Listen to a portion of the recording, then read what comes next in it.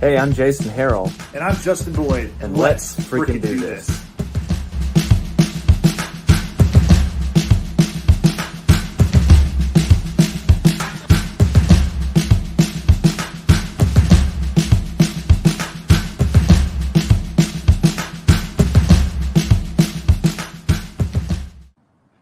Welcome to episode number 21 of Let's Friggin' Do This. My name is Justin Boyd, and once again, I'm thrilled to be joined by my good friend, musician Jason Harrell.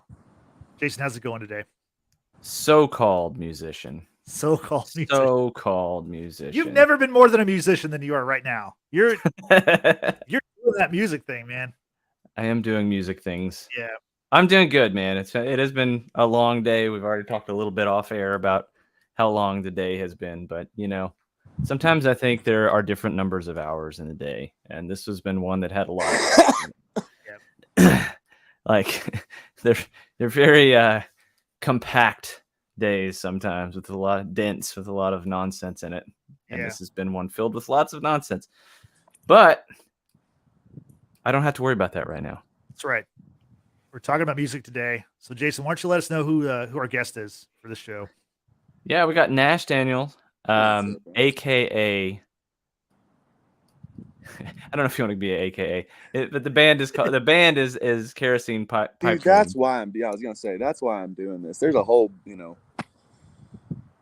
Yeah, I flew by the seat of my pants when I first started, and then it was like, oh, I should go by like my name, and then it was like, well, I've never gone by Daniel, and it's just not comfortable. I'm just now getting okay with it, but I've always gone by Nash, and Nash is a cool name. Hey, that's really what. Yeah, it's weird when your own mom though calls you Nash, like calls you by your own last name. Oh my god. So, well, your middle name is Slater, right? Mm-hmm. I mean, you could go by that, I guess. Man, I don't know. I tried it out, like I think my sophomore or junior year in high school. It's just maybe in the 90s, like with the Saved by the, like that's but like I think modern day Slater, like I think okay, well I actually know, my brother was in a fraternity and here at Texas A&M. He started a fraternity here and he got out of that. I think by his third or fourth senior year, not really senior year, but I think he was there for 6 years. But when I was in high school, I would wear, I dressed to the nines like I was some entitled, right? I was, and going by Slater just sounded so douchey. It was Slater, just kind of, I'm on the wrong coastline for that name. I mean, AC Slater was kind of a douchey character, wasn't he? Well, dude, to be honest, I haven't seen much of Saved by the Bell. Oh, damn. But yeah, that's always the reference. That's always what I've gotten. I should have watched it after like the 10th time by the time I was like 18. Like, oh, AC Slater. I'm like, I know there's a show. I've never seen it. I thought about that right before I said that, Justin. I thought about it. I thought about how it was going to age you and I. And yeah, we're a little bit older than you are, because like dude, sorry, I don't do that. And I thought it was going to be a big deal for you, so all of my questions are out the window. So now we're just like flying by the seat of our pants. I have no idea what I'm going to talk about now, because it's all going to be Saved by the Bell content. And no, let's get off that. Yeah, no, I first started playing music. I got a DWI, and I was not legally allowed to actually play in bars. And I didn't want to put like my name onto Facebook events and flyers and shit, but it wasn't going to. I still was going to play shows. There was one time where I actually ran into my not PO, but like the lady that I have to check in with. Right. But got through that, served my time. Nothing ever ended up happening. COVID saved my ass on that because they wanted to get everything through the system. But so yeah, I played under Kerosene Pipedreams on what was at the time like a pseudonym. Mm-hmm. And then it's kind of turned into whoever has the time and, the budget's right. Let's just put together some, like, whatever you want to call it, hired guns, friends. I've been playing a couple of shows with Jason, and we got one on Saturday and Thursday. Right. So that's going to be a lot of fun. Yeah, it's kind of a like whoever's got the time to do it kind of shows up and and accompanies you. I'm just kind of flying by the seat of my pants, just being like, texting, hey, I try to do it like 2 or 3 weeks in advance if I can. Yeah. Just be like, hey, you got this date open? Because I like playing solo because I did it for a long time. Like I did it for, at least it felt like a long time. I did a lot of shows in 2 or 3 years solo. And then within this last year or two, I'm just like, it's so much more fun to play with other people. But so you've told the story to people that I've been standing around, but I don't think you and I really had much of a conversation about it. When did you start doing this? When did you start writing songs, playing guitar? Well, I didn't necessarily like. I think I always liked English in school and read, and I didn't read that much, but I did a lot of writing and like poetry. There used to be like an open mic poetry thing at one of the bars I used to work at in Bryan, and that was interesting, and I liked it. I'd sit there and listen, and but I just couldn't see myself getting up there or doing that. Did they do that? Because I've never been to one of those. Dude, it was I mean, for a while there, it was like it's I think that there's like a YouTube channel like Now Writing, Now something. But I mean, some of those guys are really fucking talented. Yeah. But I just, I always wanted to learn the guitar. I had picked it up a couple times. My brother had played. But ultimately it came down to me having way too much fun in bars and putting stuff up my nose that didn't belong there for too long. And just like, okay, every time I don't know. It was November or October of 2018 is when I like actually started to like not put it down and play it for, 2, 3, 4 hours a day. So, but yeah, I started in 2018 and we're still going. Yeah. Hopefully. Yeah. No, I think it's interesting because you said you did the sort of solo thing. Hopefully my internet's still good, Justin. Yeah, you're working. I don't know. Good. You're coming clear on mine too. Good. Freaking Spectrum. Anyway. But yeah, so like it's funny because that experience of doing that where you're just doing it by yourself and not doing it with like not with a band or even like a duo or whatever, like that experience right there is actually the thing that I am trying to actively avoid now. It's definitely like I feel like if you do solo acoustic, especially the shit that I play, I don't know about you, but you have to like go a little, just be like, okay, I'm gonna go. That's what I do. I go crazy. I don't go crazy, but like I'm just like I don't care. Like I just have to like just let it all out, because if I don't, then I'm gonna start clamming up or whatever and have that. Yeah, I just think it gets Sorry, I didn't mean to interrupt you. No, I don't think you did. I don't know if you did. Maybe you did. I don't know. Like, it's just like you go these places, the places that you and I get booked. We get booked at similar places if I get booked at all, and it's the kind of place where usually it's the kind of place where it's like music might be like part of what they offer, or even like an afterthought to what they offer. Oh yeah, being the guy in the corner, yeah. Right. And I just, I don't know. I don't enjoy trying to be the person trying to get people to pay attention to me. It's just not. I didn't either, and still sometimes don't initially. Just that first time or that first couple, like, hey, whatever. Like the banter on the mic. Right. Like learning how to engage an audience. Like it's just that first thing, I don't know, I don't even mean it that way, like that first step, but like, yeah, it's also not fun though. I mean, it is fun, right? It is fun, but you'll forget about it. You'll forget about that anxiety if you just keep, and then at one point, like you'll just, at least I can only speak from my experience, that the like not, you're not thinking anymore. You just, Right. it's, you maybe like, you ever give yourself the chills? Is that weird? I don't know. What do you mean? Like in the context of like you're about to have you do a ever played song a solo acoustic show uh-huh. and found yourself like in a song, like just playing a song, and you're not really caring about like, well, you know, while you're playing the song, you're not really caring. You're not people watching or engaging, but you just kind of like, maybe not in this like egotistical way, but your conscience kind of like, holy shit, I'm killing it right now. Like, Yeah, yeah. I mean, there are definitely highs and lows when you get on and you're performing. yeah, I don't know. yeah. I guess my thing is I don't really usually get any kind of stage fright or anxiety like that. Not anymore. It's just more about a kind of boredom that sinks in if I'm by myself. Like if I'm playing in a place, Especially if you can't get anybody to engage. Yeah, if you can't get anybody to respond or anything, yeah, it's just like I don't want to be the person heckling the audience from the stage, you know what I'm saying? Like so, but like if you got a buddy or somebody that you can just talk to while you like we can talk to each other about the song I just sang.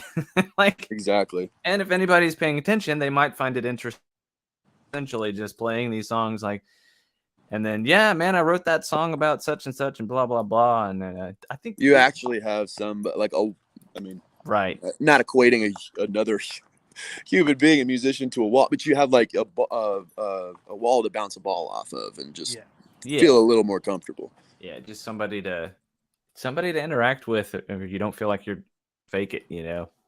Yeah, it's like getting the I don't know. I think I started off with the in between songs and talking and trying to get people to, you know, buy more.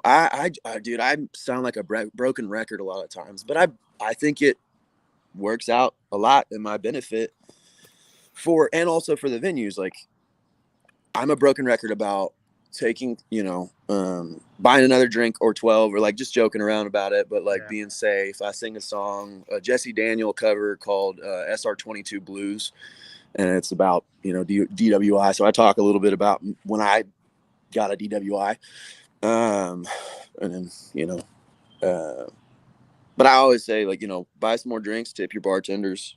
Yeah, and I think it take works care for of your you. Staff, like they're not doing this for free.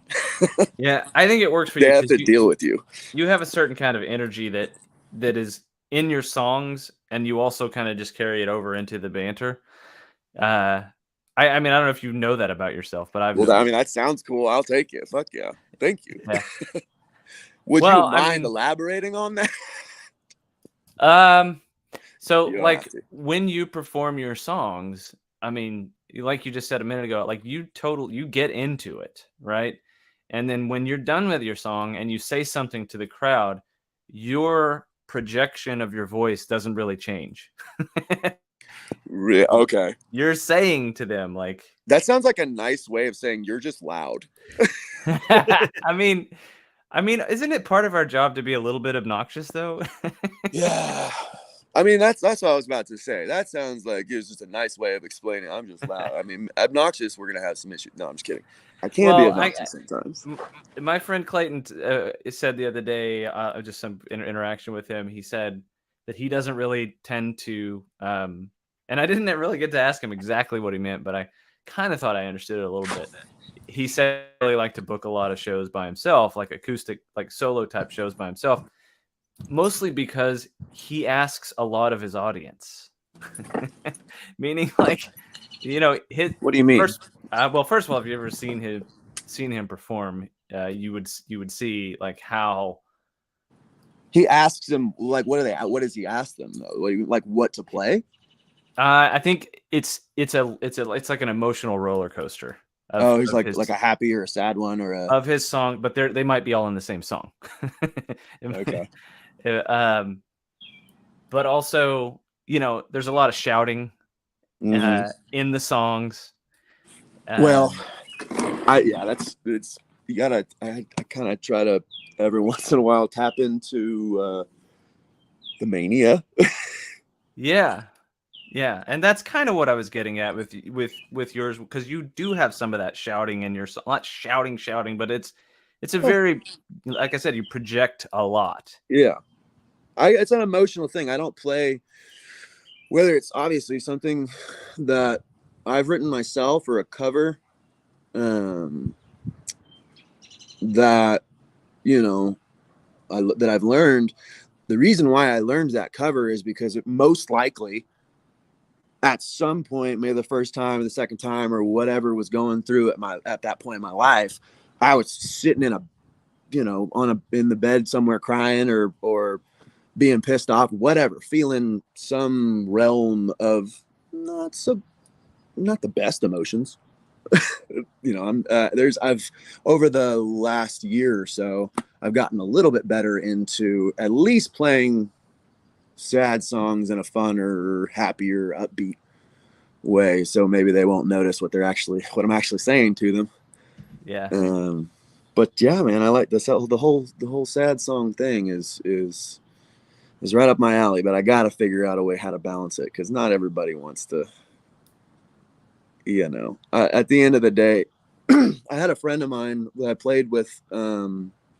Gus Clark at Hound Song, and I always try to ask people, like, we have got any advice? And he had just the only thing he told me was just like learn different ways how to play your songs. Like, don't just like play it this is how it's supposed to sound because it's on the internet somewhere or something. Like, just play it 3/4 somehow. Like, figure it, change up the like the not the meter, but the cadence of, try to switch it to triplets of like however you're wording it throughout those verses or whatever. Just try to play it differently so you don't get bored of it, and then you'll like, it'll grow into something. You're like, oh, okay, that's how it is. Cool. Yeah, like that's the song. Yeah, probably still won't play it the same way live, hopefully, but well, I also think songs are supposed to change. Yes, I think they're supposed to change. It's not supposed to be the same way when you put the pen down. I mean, about this before on this show, like sometimes people never actually even put the pen down. They just keep going. Yep. Am I fading in and out, Justin? No, you're good. You're good. No, your internet's good. Like on my side, I'm seeing things freeze up, but you're perfectly fine on my end. I just keep going. Justin, what's your day up? Tell me, you've had a long day. Jason's had a long day. Yeah. So no, I was gonna ask you. So y'all are talking about playing separately, but y'all played some shows recently together. So Nash, what were those like playing with Jason? It was so much fun. Like, I literally, was just kind of going through like I was talking about earlier, just kind of texting people. There's a guy, Robert Herrera. I texted him and I said, any fiddle players? It's just a shot in the dark. And he was like, actually, yeah, Jason Harrell. And I was like, okay, I'll just message this dude. And, I think I had gotten through, we had played a show at 5 Knocks, the basement of the LaSalle Hotel in downtown Bryan. And so I think I played like maybe my first set, and he had drove from Hutto, and just came in. I think in between songs, I didn't even really take a break. Yeah, I showed up and you were playing. You were on stage playing. I say on stage. I mean, it's just like a flat.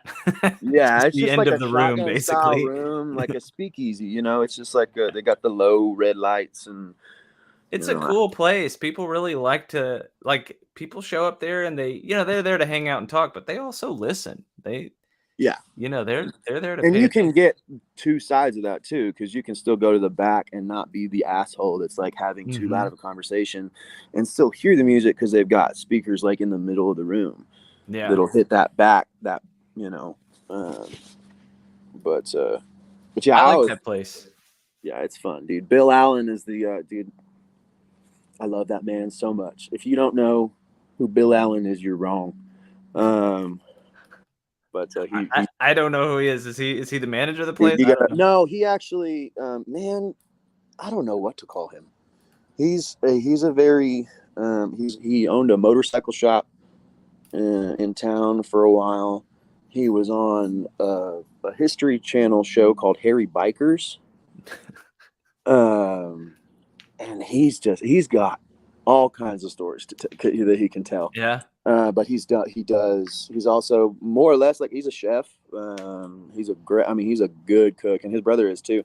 But he's just always jumping around. But he'll stay there long enough or whatever he's doing, and like get people be like, "Oh, what's Bill doing now?" And then by the time he gets like everybody's attention of doing this, this thing with the motorcycles, he's like, "Never mind, I'm gonna cook. I'm gonna open up He opened up, or was a big part of opening up downtown Elixir, which is a restaurant on the first floor. Okay. Above Five Knocks. He built that bar downstairs. Yeah. Him and some of his friends. I think when I got there that night, I'd never been there, and I come in lugging all my shit like I always do. Like I have a pedal board and 2 fiddles and a bag of crap, and it's all like strapped around my neck, and I look like a pack mule. And I'm coming in there, and this guy says, "Are you looking for?" I can't remember exactly what he said, but it was just a guest at the hotel or whatever. And he's like, "Follow me." And so he took me all the way down. Oh, he took you. Yeah, you didn't know where the basement was? No, I had no idea where to go. He took me down there, and I guess there were some girls who were trying to go in before me, and you have to do the knock thing. Oh yeah. Like you actually have to do the knock thing. I don't know why I didn't text you and tell you that. It worked out. I mean, he walked me down there and basically escorted me to the right place. But well, dude, I'm really fucking glad you came. Like, and we've played, I guess, 2 or 3 more shows after that. But like, I have a really bad time. Sometimes it's that whole like when you're practicing, you're great, and then when you're playing or whatever, recording, you're just shit. But like when I'm playing live, hey, do you have a box that I can charge this with? Because my phone's about to die. Sorry. That's the way it goes. And so like, what were we talking about? I don't know. You were talking about how you do good when you're practicing, and then rhythm every once in a while. Like, the trains fall off the track. And you said that to me one time. You said you said that you kind of like to try to follow the rhythm with the fiddle. Yeah, the ease of like the bow, like back and forth of like that. That's kind of where I can.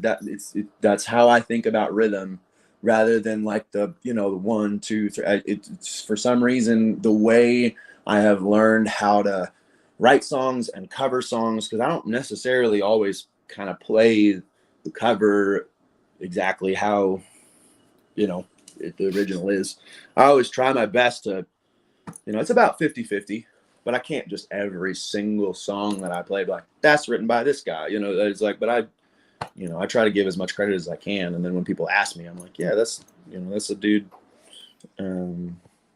Evan Bartels, American Aquarium, Hayes Carl. But I think also you do the songs that you like. Yeah. Like you're not coming out there trying to do songs that you think people want to hear necessarily. You're doing shit that you like. Yeah, and I try. Hopefully they like it too, but I'm not saying you don't care if they don't like it, but I have of not caring, and I always try to like my little shtick or however you say it, about like requests. Right. Is that like, I'm not the best with them, and I don't know, I just know the songs that I know. And I guess I'm not really throwing shade on anybody else that does it, but I really encourage you not to if you can. The phone or the tablet on the like that can very easily turn into the whole human jukebox thing, and that's just not what I don't know. Right. It depends on why you're doing it and what you expect you have to do. There are certain, that was another thing. Like that's part of the thing that it's not fun to do that kind of stuff where I go up and then that's what people expect, Like there's a precedent, like, so that's more on the heavier end, but I try to lighten it up, but also stay stern to how I don't want to play The Chair. It's a great song, but like I had somebody say, "Hey, can you play The Chair by Garth Brooks?" And I just had to just really bite my tongue. Hey, that's me. The Chair by George Strait, you mean? Yeah, exactly. That's my point. And she's yeah. sums it all up, and I'm like, so my thing that I say on the mic is that, like, if you want to write the cover request that you want me to play, like, write it on the back of $100 bill, and I'll stop everything. I'll figure it out. If I don't know it, I'll try my best, and it gets a laugh or two, and it actually has worked out for me one time. Yeah, that's what I was gonna say. You have to be careful about that. We got paid $200 for me to just play Amazing Grace on the fiddle one time. Really? $200. God bless their heart. He's like, we were done. The set was over. We were about to leave. But this is what I was going to go with this, though, is like part of the thing for me is, you still there, Nash? Yeah, I'm here. Can you? Okay, sorry. Everything looked frozen for me again. Oh, okay, sorry. I might have actually lagged in real life. So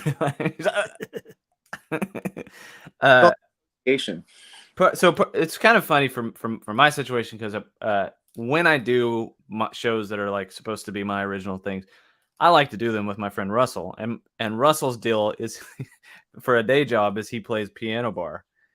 So there's always that mixture of things where if somebody comes up and says some random song that they want to hear, and Russell's with me, 9 times out of 10 we'll probably just do it, because Russell will just do it. That's why I love song swaps. I can go, I'm not gonna, but if you want to, you can. And that's not a popular opinion with some people that really enjoy me. I mean, most people. Have you ever met anybody that's like just doesn't like music? No, I can't. Dude, I've met 1 or 2 people, and they weren't necessarily like, but I was like, what? Like, I just don't listen to music. Okay, weirdo. But there's a lot of people that are not, that I've had some people that have gotten upset with me.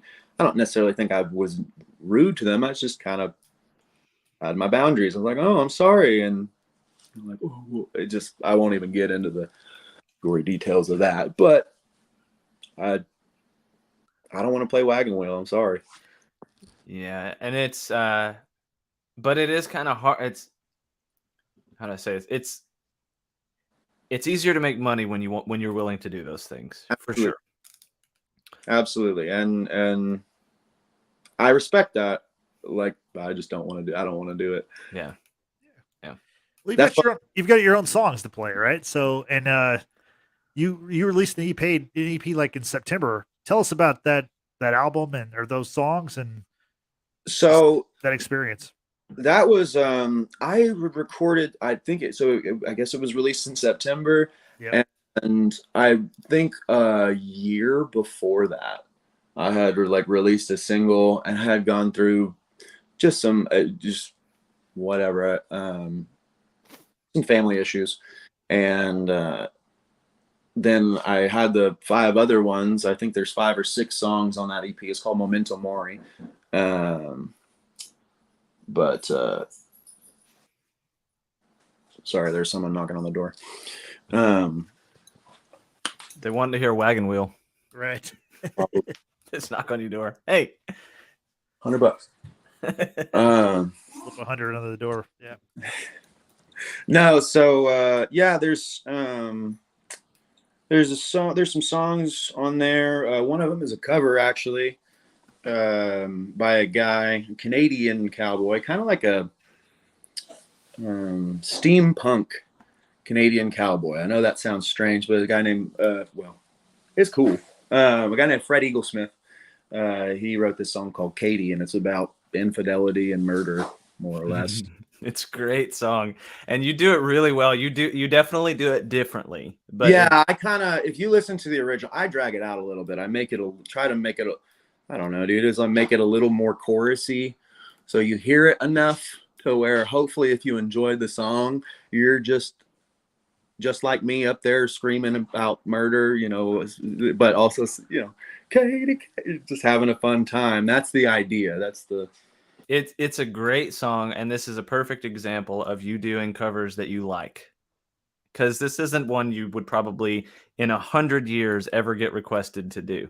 But also, that's the thing, though, if you run into that person or whoever that, Oh, yeah. I think that I have met somebody that has heard, well, I know plenty of my musician friends that know who Fred Eaglesmith is, but just some guy, some person that I don't know come up to me like, oh, you play that Fred Eaglesmith song.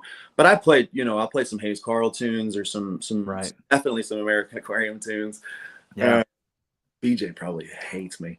But I love his band so much. I play but yeah, I'll that'll open the door a little bit to where maybe I can take a request where they go, oh, American Aquarium or Tyler Childers. I'll play, there's a couple of Tyler Childers songs. Every once in a while, you'll be able to play that cover to where somebody knows it and they go like, is he playing this right now? That's cool. And then you might be able to say, hey, do you know any Tyler Childers songs? And that counts as a request, right? Like, yeah, I mean, it does, because that's if I just so happen to know it and we have similar music tastes.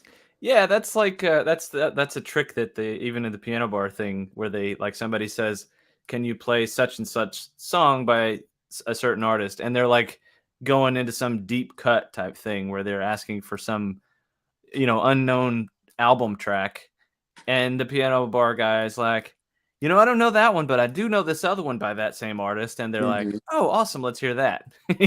So perfect. Yeah. Yeah, that's a well-used trick, I think. So what how long have y'all been you said this is the 21st one? 21st episode, yep. Jesus Christ. It's 21, it can drink now. Right. Nice. How is y'all's what's y'all's guest or who's y'all's guest been in the past? So the whole thing kind of started.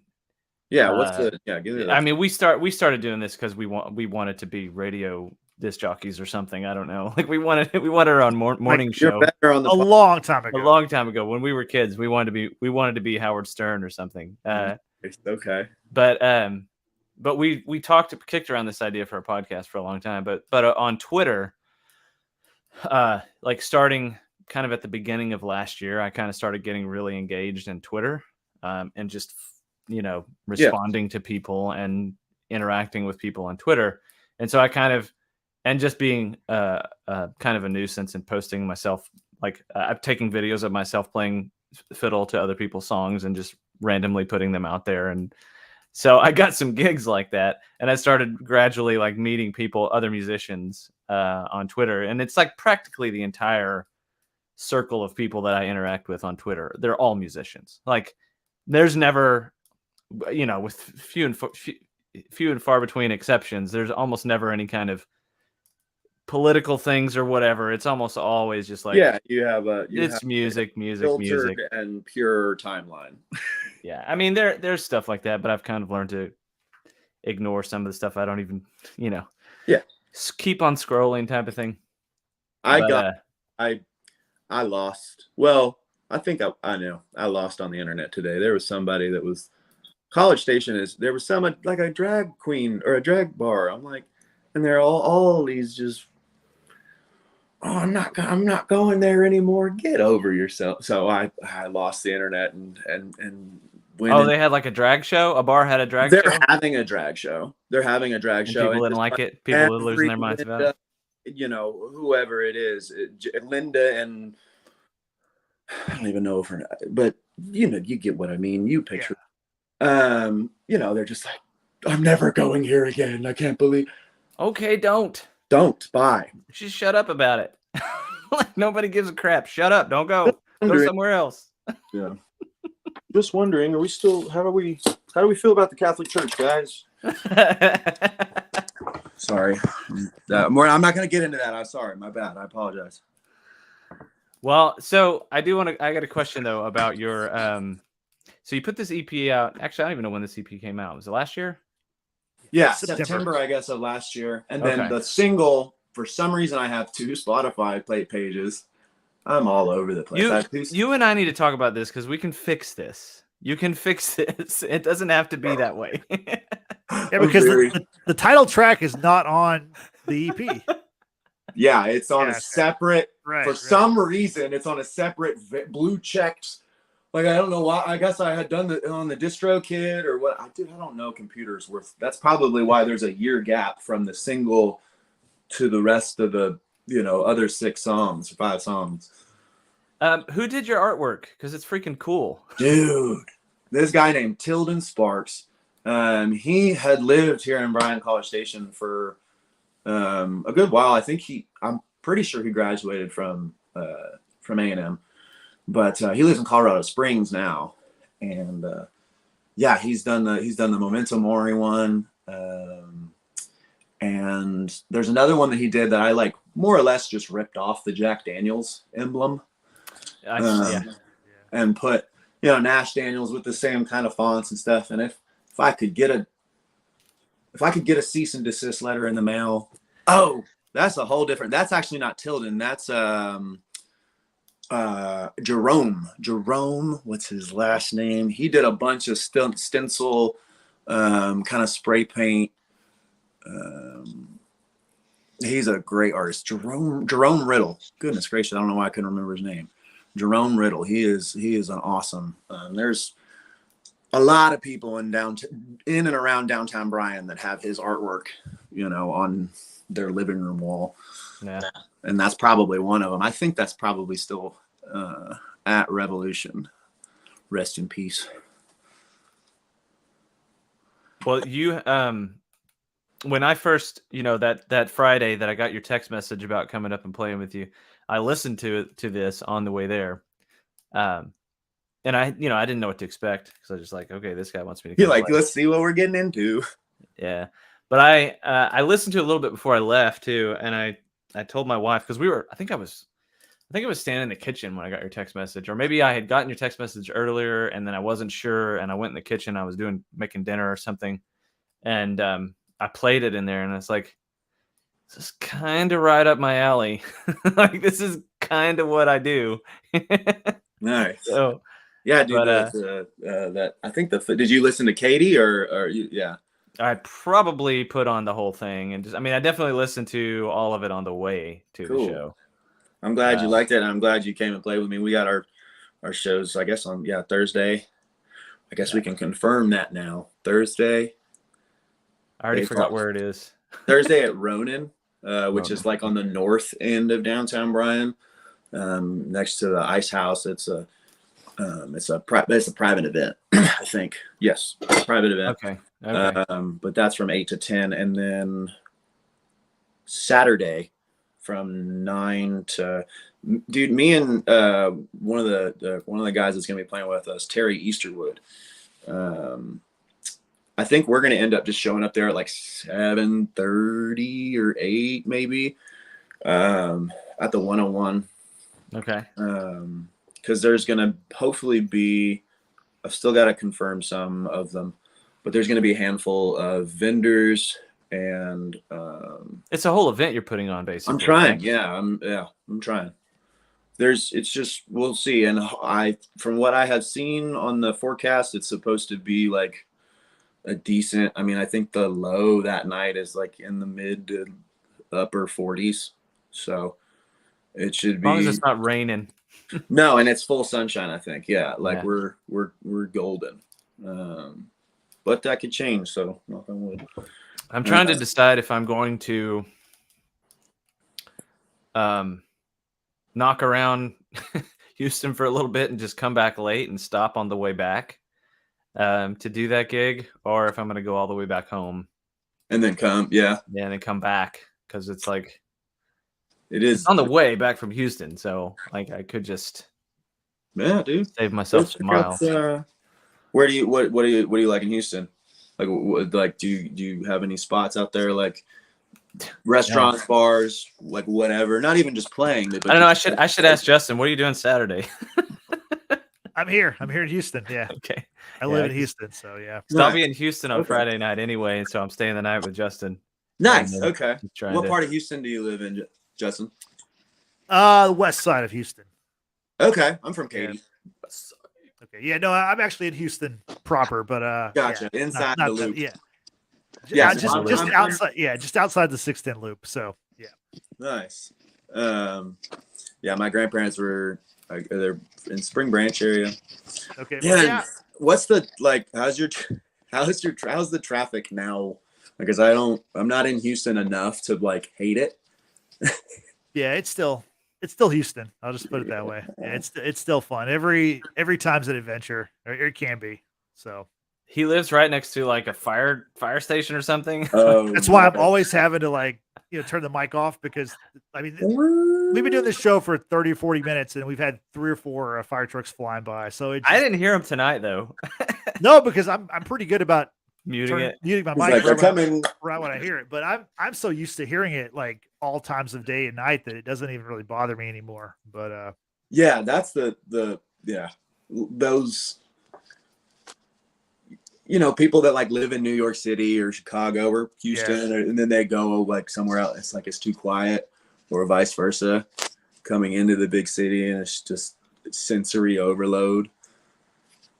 yeah, well, I live in Houston now and I've lived here for a while, but both me and Jason, we're from a small town near Abilene, and Is that Cisco? Is that what it is? Cisco, yeah. And I was listening to some of your songs on YouTube, and you have a song.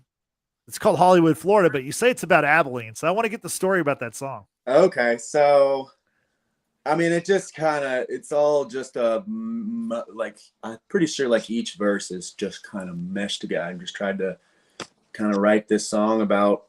You ever seen the beginning to Tenacious D and the Pick of Destiny?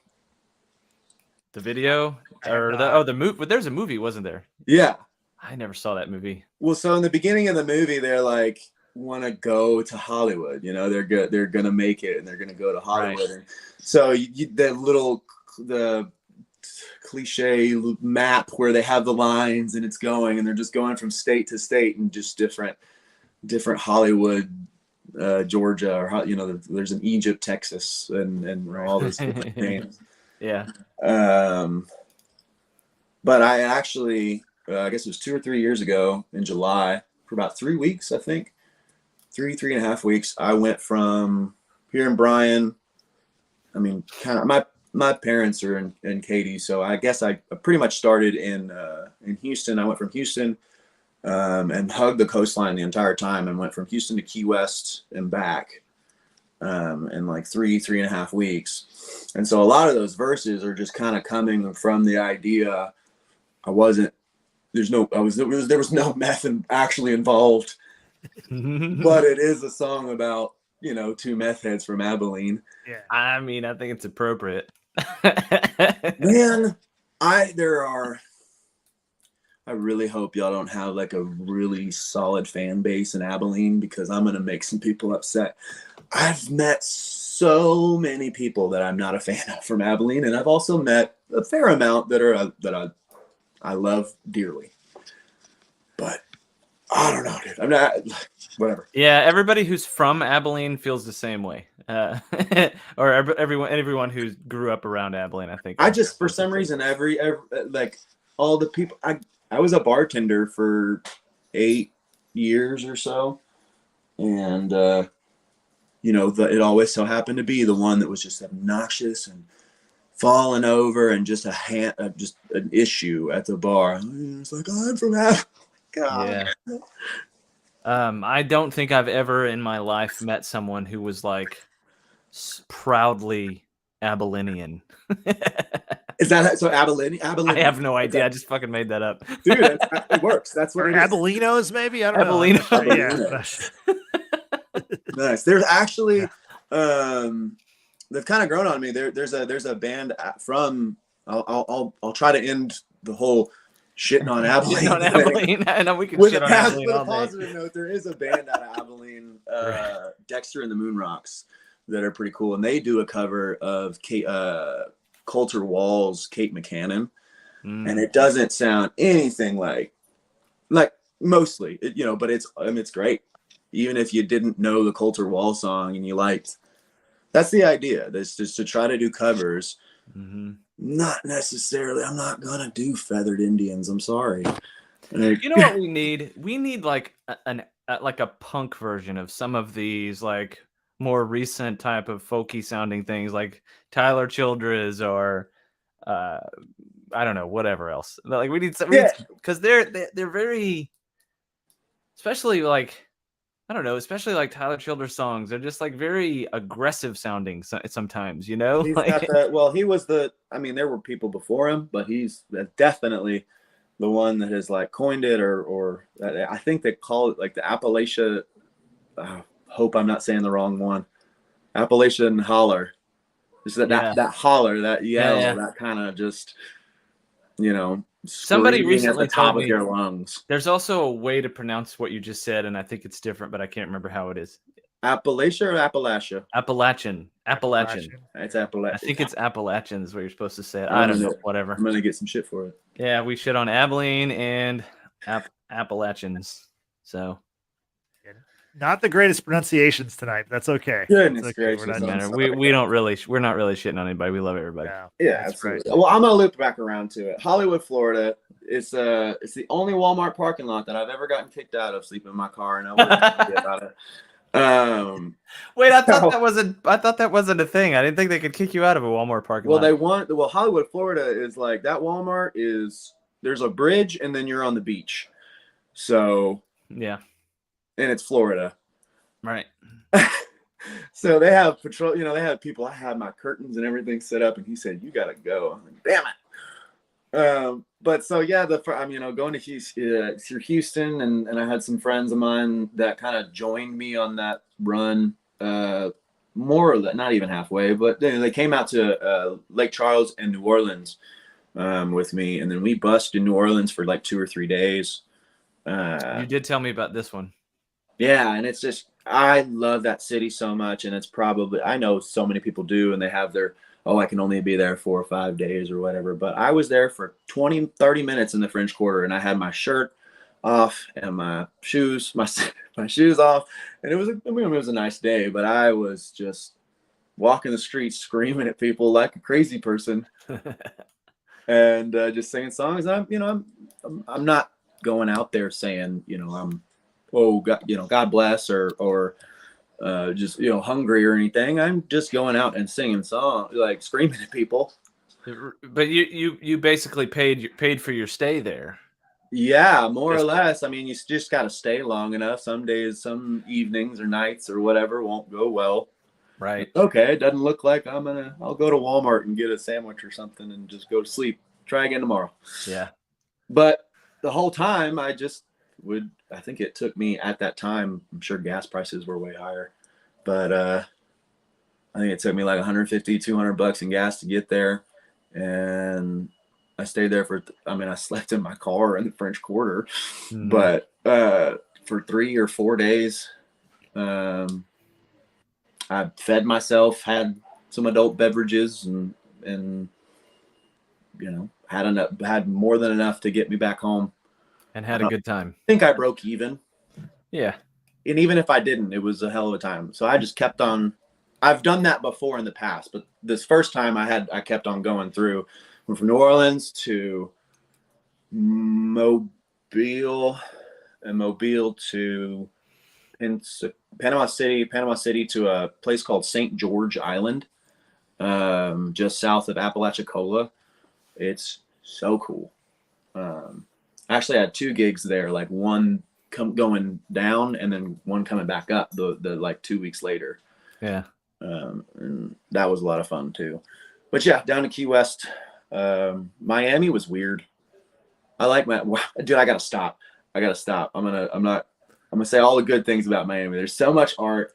I played at a place called Dogfish Head. Well, it's a brewery, Dogfish Head Miami location. And those people were so welcoming. But it's just a big city. Yeah. I've never been to Miami. Florida, I understand Florida is a weird place with a whole mixture of. So is Texas. Yeah. Yeah. Right. That's true. I mean, I guess there's like certain, like, what is it like? I definitely think Florida gets the more butt of the joke though. Yeah. But I love it as far as climate, proximity to the ocean. Beautiful beaches. I love it. Yeah. And I don't mind the heat because, I'm born and raised in West Texas. So it's a different kind of heat sometimes, but still it's. And there's like no humidity out there, is there? In Florida? Oh, yeah. No. In like Cisco. Sorry. No. I actually don't know what the humidity level is, but it's definitely a big change if you're going out like to Florida or even here, honestly. The humidity in Austin or the humidity in Houston is way higher than what you get in West Texas. Pretty dry. Yeah. But so, yeah, no, I went from I know that's a long way of explaining it. I went from Houston to Key West back, and I just I wrote that song about in place of all of the not so fun people I've met from Abilene, Texas, that just so happened. I think the first line is, two young dumb kids from Abilene. Yeah. With a truck full of methamphetamine, code for gold, never look back. Yeah. I like how when you introduce that song, this is a song about Abilene, Texas called Hollywood, Florida. I mean, that's a great way to introduce a song. Great way. Yeah. Thank you. Oh, goodness gracious. Very cool. You've mentioned a couple of times at shows that I've been at with you that you were working on an album. Right? Yeah. Trying to find, I think I'm going to end up doing it myself, kind of, lo-fi, whatever. There's words for it. And amongst the different musical genres, lo-fi, whatever you want to call it. But, I'm going to try to invest in quality equipment and got the day job doing land surveying. That's kind of the callback to the very long day. But yeah, and so hopefully I'm thinking April, middle to late April. I haven't set a date yet. I will most likely release Hollywood, Florida, and I'll try to do not just the solo acoustic. I always like to. Nowadays, you can just track it and send it to your friends and just like, okay, dub something over this. Here's $100. Yeah, you can get pretty much anything you want for $100 when it comes to this kind of stuff. I mean, some of them have been in it for a while and they're professionals. They still do that stuff on the side because they have their own studios at home, little home studios at home. They can do that. That's a side gig for them, but they're let me tell you a secret or something that I didn't know. Okay. It doesn't actually take a lot, and there's a million people out there who would just like get blood red mad in the face about this, but it doesn't take a lot to be able to capture a good, clean recording of whatever you're trying to do. Performance is key. Yeah. So the idea is capturing the performance that you want to capture, but otherwise, making sure it's a clean, consistent signal and it's not clipping. Yeah. Like I've just been told that I just need to invest in like a decent mic and a recording microphone and but dude, I can't play to a click worth of shit. Well, that'll be something you probably want to consider. But yeah. But because if you're going to collaborate with someone else, it makes it the corners are cut to where you can fit the puzzle piece in there with the accompaniment. But what I was gonna say is, if you have a vision for what your song's gonna be, you record your shit. You spend $100, maybe $150. Get yourself an interface and like whatever DAW that comes along with it. Get your parts recorded, your guitar part, your vocal part, and don't even spend too much time on that shit. Just do it as a scratch type thing. And if you do it to a click, that's obviously better. But if you do it to a click, get your guitar. No, anybody that's ever has history, they're like, it'd be a lot better if you did. Yeah, but just get your parts down, throw them together, make sure they're to the click, make sure that all the parts are the way you want them to. And then start farming it out. Like get your drums or banjo or whatever you're trying to get on it. Just send it to them and have people put their parts down. Yeah. And you can get people to do it between $50 and $100, you'll get solid takes. Yeah. And then once you get them all together, then you find somebody who can mix it for you, because you need somebody to mix it properly. And for like, from what I've heard you do, you're kind of similar to you're not looking for like anything fancy. You're not looking for like crazy things going on. You're just trying to capture what it would sound like in a room if you had a band going together. So you can do all that. I've contemplated the idea of doing a live recording just because I'm listening. I'm right here with you. Like I definitely need to. I've had some experiences. Some of them have been good, and with the recording of the EP, a guy named Jake Whalen did that, and then I mean I came in and he does amazing work. I think he recorded Mary Charlotte's album as well. Yeah.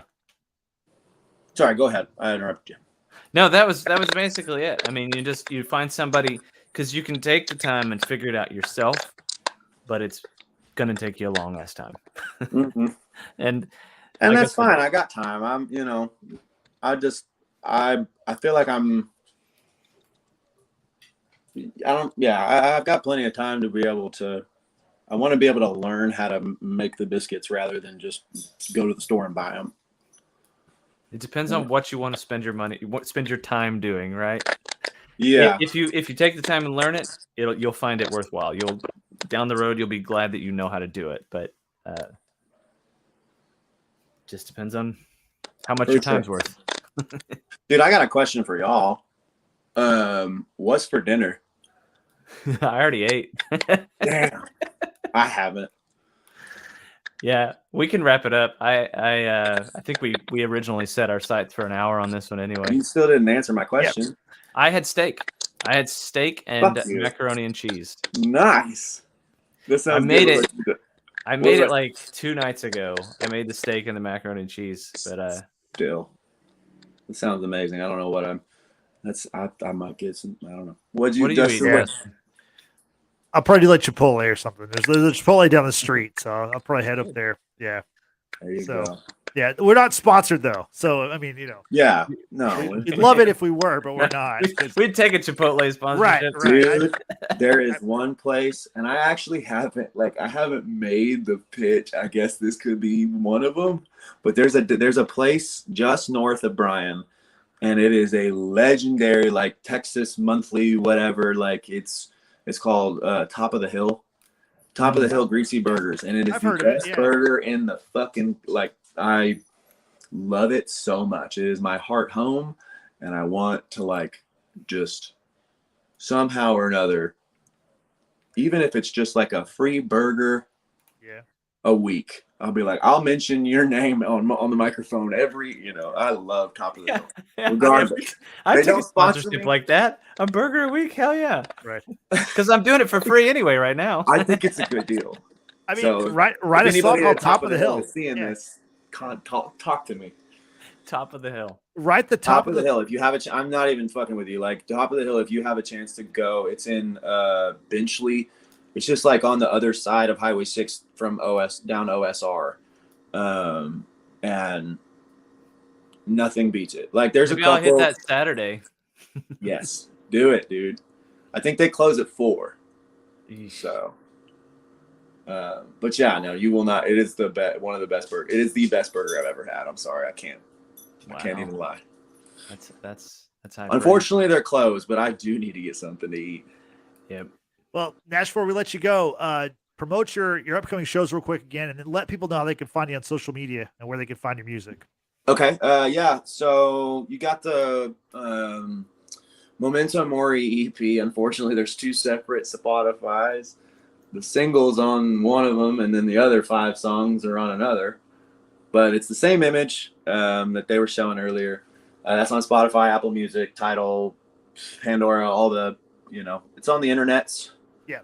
And then, this week, Jason and I are going to be playing at Ronin for a private event on Thursday. And then on Saturday, for the last month or so, I've been trying to put together this bill over at the 101. It's going to be that's on this Saturday on at 9:00. It'll be Hayden Woolen and the Hoodbilly Chronicle from Houston, Moon Medallion from Austin, and then Kerosene Pipedreams. It's going to be a 5-piece, and none of us have practiced together, but it's going to be fun. We will make it work. It'll buff out. Yeah. It'll buff out. Yeah. But so what else I got? I think March 3rd, I'll be opening up for Gus Clark at First Friday in downtown Bryan. A lot of local shows recently. Oh, and then I guess the 10th we'll be playing at Hound Song. That's in March, right? Yeah, March 10th. I have to look at my calendar.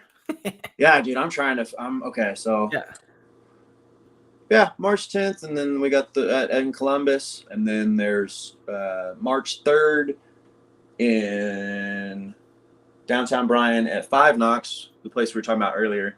I'll be playing about an hour or so set, opening up for Gus Clark, and then that next day, me and Terry Easterwood are going to be playing at Floyd's Wine Bar in Brenham. I believe the time on that is 5. Probably not, though. I'm not entirely sure. I'll figure that one out. But it's on the 4th. You should get Robert to play that show with you. Yeah, that would be nice, dude. He lives in Brenham. It's like right. Oh yeah, I forget that he does. I thought he lived in Navasota for some reason. But yeah, dude, that's pretty much it. So, and how can people find you on social media? Oh, social media, you got the Facebook page is Kerosene Pipedreams / Nash Daniels. The Instagram is Nash Daniels _ KP94, I believe. I used to have an old Instagram that was just Kerosene Pipedreams. For some reason or other, I can't get into that account anymore. Okay, so scratch the ticker at the bottom of the screen, Justin. Oh, there's a ticker? Oh, no. Yeah, dude, that's not the one. Okay. That's not the whatever. One. It's not a big deal. You can get I just won't be posting from that one. You can see my life from, I don't know, like 20, I don't know. It's pretty easy to find you, I think. I found you. Yeah. You just type in any search bar. I don't think there's another Kerosene Pipedreams. Yeah, no. Kerosene Pipedreams or Nash Daniels, you'll find me unless you're, I don't know. I have a grudge against Bing users. Unless you're using Bing.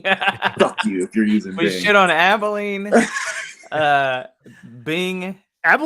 Bing is big in Abilene, so it's a rough night for Abilenians or Abelinos or whatever those people are called. Abelinos and Bing. They're like in Bing, like Googling my name in Abilene right now. I can't find him. Fuck Nash Daniels. The most hated singer on Bing, Nash Daniels. So there we go. T-shirt, you're getting The top search is Nash Daniels sucks.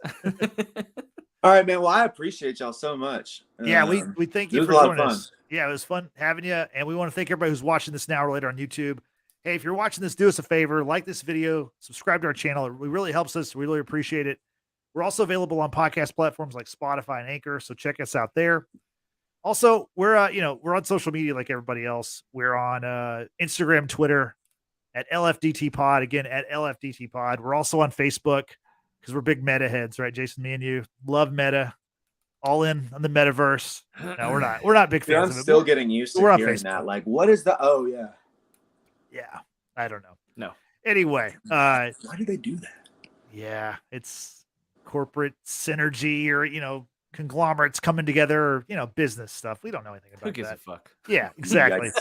So anyway, scares the fuck out of me. Go ahead. Yeah, you can find us on Facebook. You can find Nash Daniels and Kerosene Pipedreams there also. So once again, thanks Nash for joining us. So for Nash, for Jason, this is Justin saying we'll see you next time. Have a good evening. Bye-bye. Thank y'all.